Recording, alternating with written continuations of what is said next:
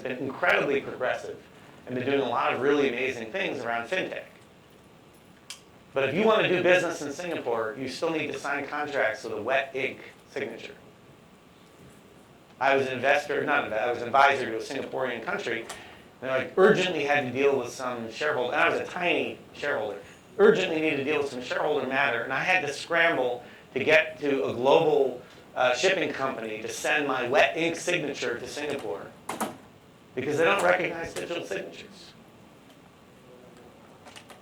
I'm sorry, did someone say something? Oh, someone's talking on the phone. I'm sorry, sir. Okay, thanks. So, that's an example of where you want to have the laws and regulations of the country kind of catch up with the technology. So in Europe and the EU, they proposed a set of standards around accepting digital signatures, EIDAS, E-I-D-A-S. And so there are sort of mechanisms that you can accept these things, but without legal framework around this new kind of identity we're talking about, it can't be adopted. All right, so we're going to do an exercise. Let's do a quick diagnostic. So we're going to take another 5 minutes.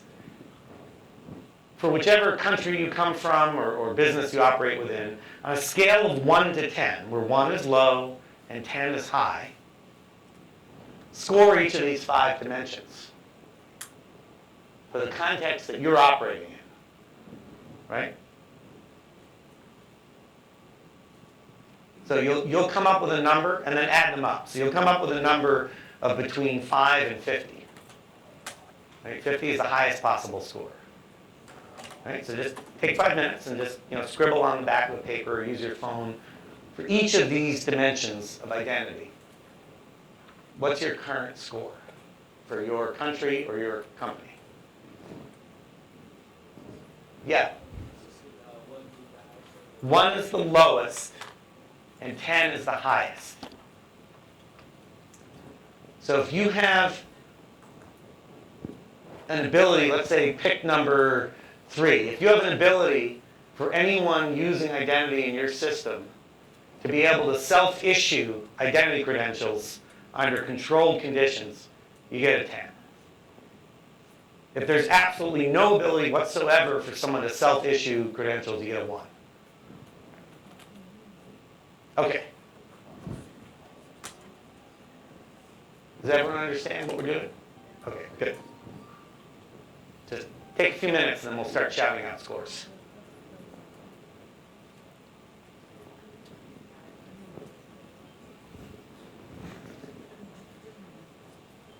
Remember, each of those dimensions gets a score from 1 to 10. Then you add them up.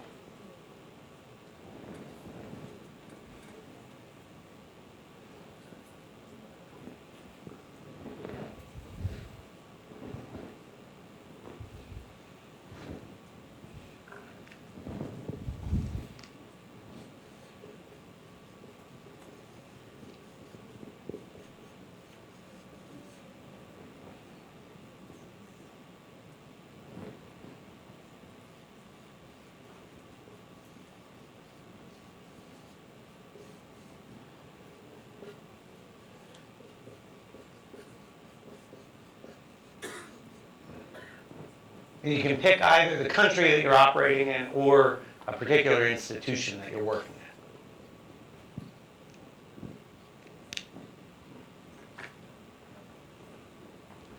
at. Does anyone have a score? What's your score? 5. And which context is this? Is this a country or an institution? Okay. So that's very early on the journey. Yeah. Just barely 5. Yeah, okay. If we had lower than 5, you would, okay. Yeah. Yeah, lucky it's got a score at all. Well, I mean, that's an interesting issue, There are 1 billion people in the world who have no identity whatsoever. They literally don't exist in the eyes of government. This is one of the problems that we need to solve here in this room. Anyone else have a score? Anyone? Yeah. 12, okay. So what was the high, within that 12, so at least one of these things you scored more than 1. What was the highest scoring item that you had?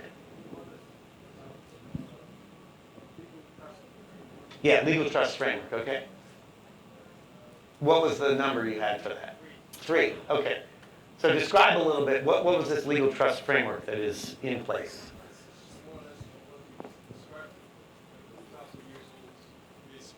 System whereby you have biometrics taken by the government institution, provided issued passports. You tend to trust that it will not be hacked, but of course there is a high chance that it will be hacked. So it's kind of basics of present. All right. So what you're saying is that there are government issued credentials based on biometrics. So it's evolving a little bit beyond just taking a photo and matching it to a name and address, but it's still sort of nascent. Yeah, for example, I scored 1 in terms of transitive source of trust. Okay. Analog digital. Yeah. 1 again in terms of self-issued persona. So what you describe. Yeah. I'm not sure whether in my country we have even thought about this. Right. This dimensions. That's why you're here. Yeah. Yeah. Okay, good. One more? Anyone? Did anyone score over 10? You scored over 10, okay. In total, yeah, in total. Okay. Did anyone score over 15? All right, so it looked like we had 2 hands up for over 10 besides you, sir. Well, you in the back there, what did you have?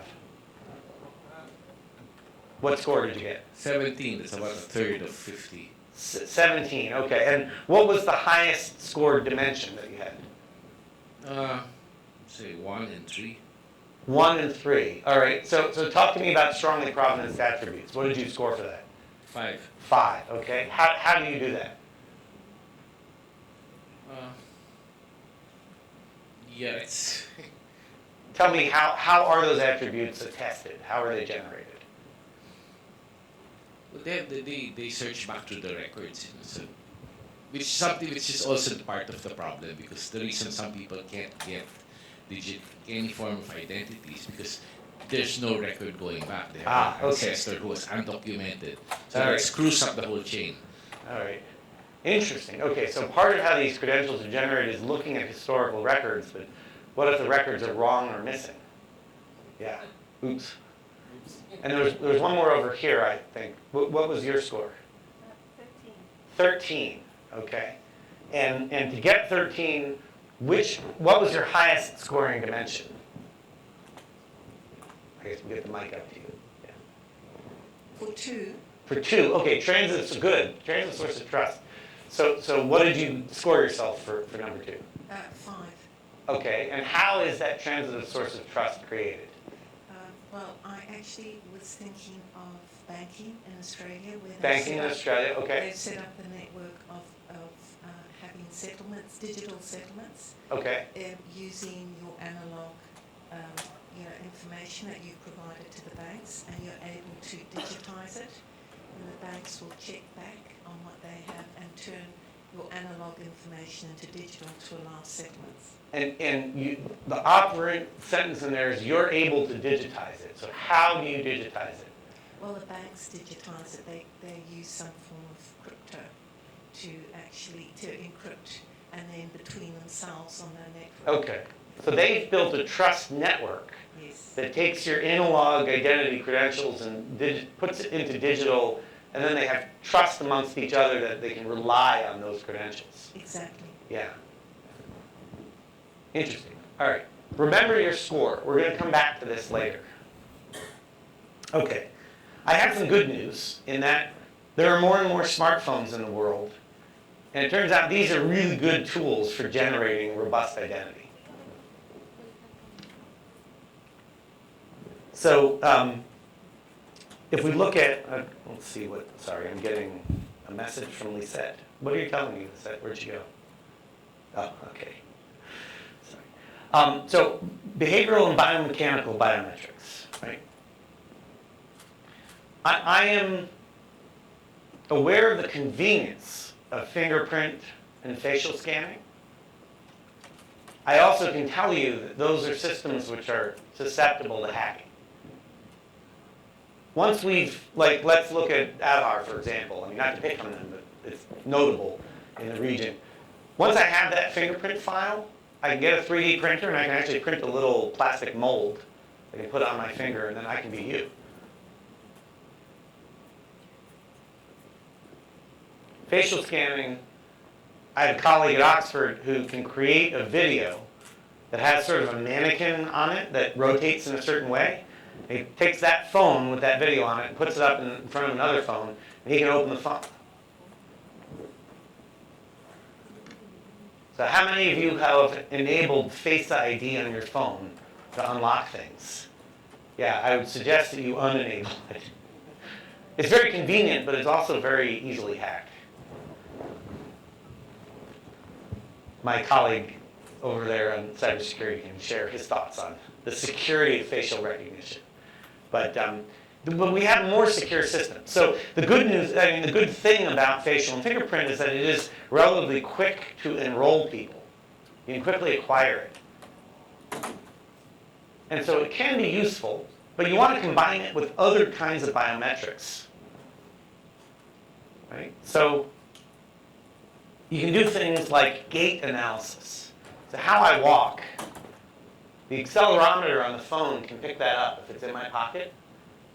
And that becomes a unique identifier, right? Another form of biometrics which can be useful not only with the phone but also with the keyboard is biomechanical. So let's just look at my phone as a simple example. So I'm holding my phone like this. The gyroscope on the phone can detect the angle at which I'm holding it. The pressure sensors, the haptics, on the screen can detect how fast I'm typing and how hard I'm pressing. And what the delay is when my fingers move and how long they stay in one place when I press down. It's known as flight and rest. That creates a unique biomechanical signature. And believe it or not, how you walk around a city is a unique behavioral biometric. The reason is that people are habitual. 95% of the time, you will follow similar paths of commutation to get from home to work. And then from work to the coffee shop that you go to. And then which coffee shop you go to. And even what you order at that coffee shop. People are creatures of habit. It's not 100%. It's 95%. But all of these things are probabilistic. Even facial scanning and fingerprint scanning, it's not 100% accurate. It's probabilistic. It's taking a guess that you're matching up with the file. But if you combine several different biometric techniques, you combine facial and fingerprint and biomechanical and behavioral movement traces, geospatial, temporal, if you combine these, you can get a system that's 99.99 or better. And very, very difficult to forge or hack.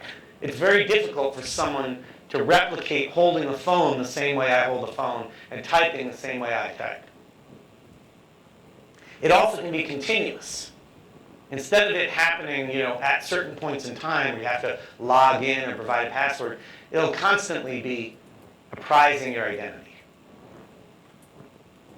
So digital, it's hard to forge or hack. Some of these are irreplaceable, like your fingerprint, for example. If my password gets stolen, I can get a new password. If my fingerprint file gets stolen, I can't get new fingerprints. So this now begs the question, how do we secure this personal data? Right. So one thing we can do is we can do a better job of managing how that information is spread around. Okay? And one method you can use is known as zero-knowledge proofs, or ZKP. I'll explain what a zero-knowledge proof is. Right? So a zero-knowledge proof takes this idea of, let's demonstrate that something is true. Yeah, if we can silence our cell phones, that'd be great. Thank you. So you want to demonstrate that something's true without providing any other information other than this verification of truth, right? It's a way of sharing information while protecting the underlying data, which in turn helps prevent data leakage. Right? So right now, we've provided our name and our national identity number to a lot of different websites in order to get access to certain things. That means there are many, many copies of our personal information floating around out there. Wouldn't it be great if we could contain that? So Professor Shafi Goldwasser at MIT and other colleagues have done a lot of work around zero-knowledge proofs. And so I like to use a vivid example to help you understand this. I call it the sleazy hotelier problem. Right? So you want to check into a hotel, okay? And this guy is standing behind the desk. All right? Well, you want to check in, you have to give him your name. Okay, seems reasonable. Now he wants your home address, your date of birth, your height, some unique identifier. There's a whole bunch of other attributes that this sleazy guy has about you just to check into a hotel. Right? Hotels have to comply with KYC. In the US, in my country, same thing with going to a bar. The drinking age is 21. If you want to get a drink, you have to show identity with all this stuff on it just to get a drink. When really, all you need is a demographic question. In the case of checking into the hotel room, all you need, if you trusted the system, is a system that would let you say, yes, this person is allowed to rent a hotel room.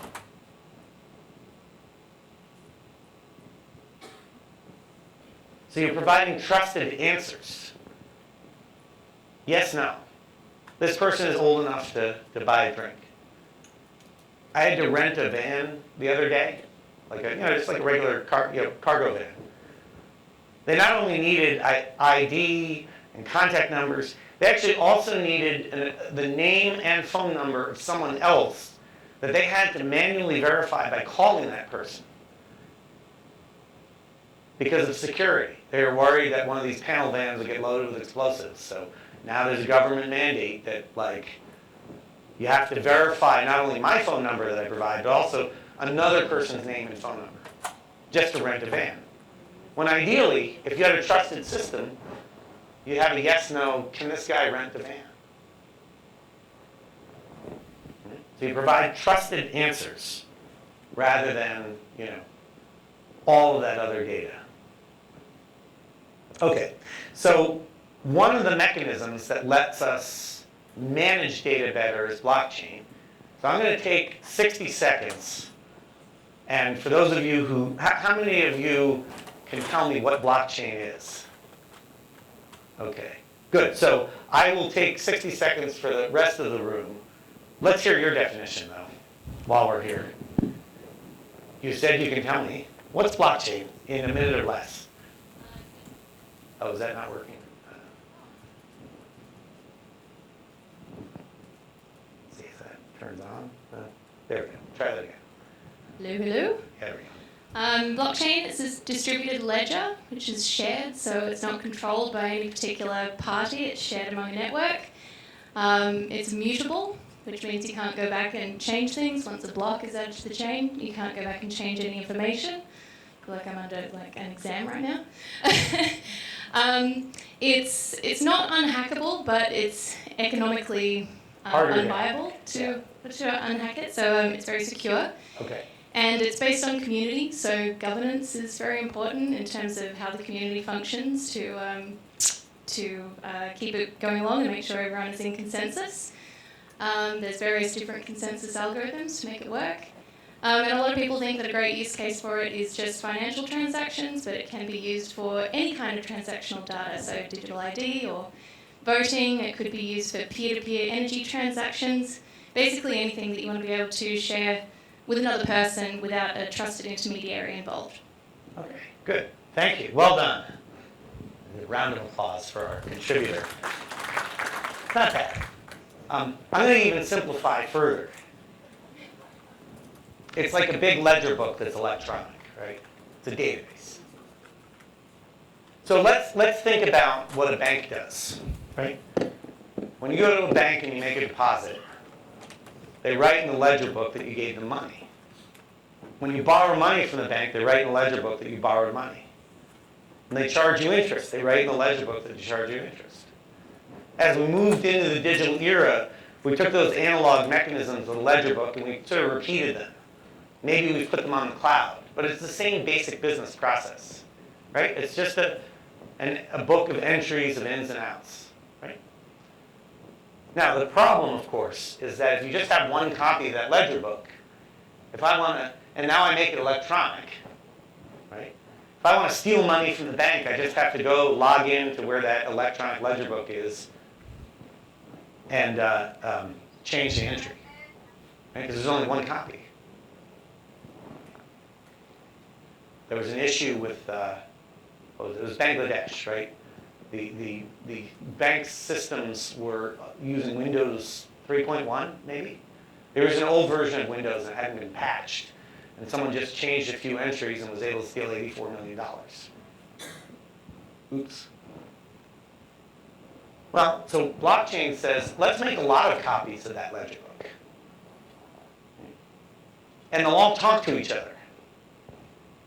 And so if I hack in to this one copy of the ledger book and I try changing it, the other copies will say, no, that's not a valid transaction.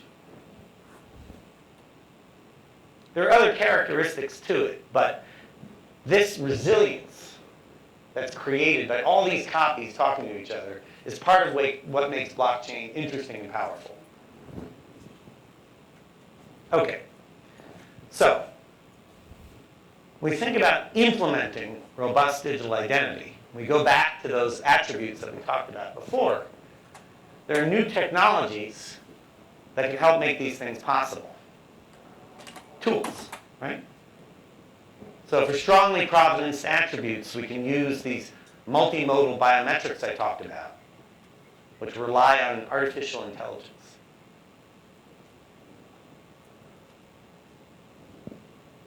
Those same technologies, multimodal biometrics and AI, can help provide for that transitive source of trust where we go from analog to digital. The ability to self-issue personae. I'm going to go into more detail on this in just a minute. But the way that we do what I'm about to describe in the next few slides is using a clever combination of AI and blockchain.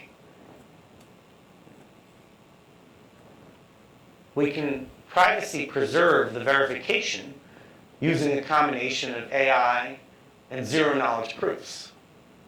Those yes-no questions that I described earlier. What the AI does is it helps you have trust in those answers. And finally, we can build policy interventions that can support these other dimensions, that say that it's okay to use biometrics, and in fact, that can prescribe which biometrics are actually valid. So we've written a book about this. This is coming out this month from MIT Press, called Trusted Data. And there's an open source code base, because it's not just enough to talk about it, we actually want to build stuff.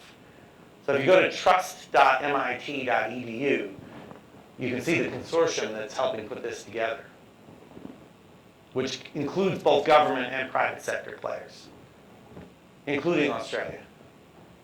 Government of Australia, Government of Colombia, a few others. Okay, so let's go from data attributes to digital identity. So now I'm going to explain a little more of that AI and blockchain thing. It's not just buzzwords. We're actually building this stuff. All right. So the first concept that's incredibly important is known as moving the algorithm to the data. Let me take a minute on this because this is a powerful concept. So the old world of how you do a lot of identity stuff or how you build, knowledge for banking or whatever is you take information from a bunch of different sources, a bunch of different databases, and you bring them all together and you put them in, let's say, a data lake, and then you run analytics on it. Right? This is known as bringing the data to the code. You're gathering lots of valuable information into one place which creates a really attractive target for a hacker. But what if, instead, we left all of that data in various repositories, and we created little algorithms, and we sent them out to those different data sources to run queries? Now we're leaving the data, segmented or siloed in a good way, siloed in a way where it makes it much harder for someone to attack the data security. And we're just pulling the answers back with the algorithms. This is called the OPAL project. So you can find it either at opalproject.org or through the Trust Data website. Yes?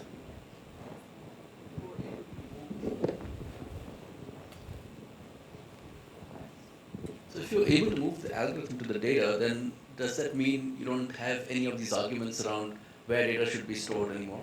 That's right. That's right. You will have arguments about whether or not the algorithm is okay to run on the data. And we have proposed a way to basically have experts vet the algorithm to make sure it's okay to run.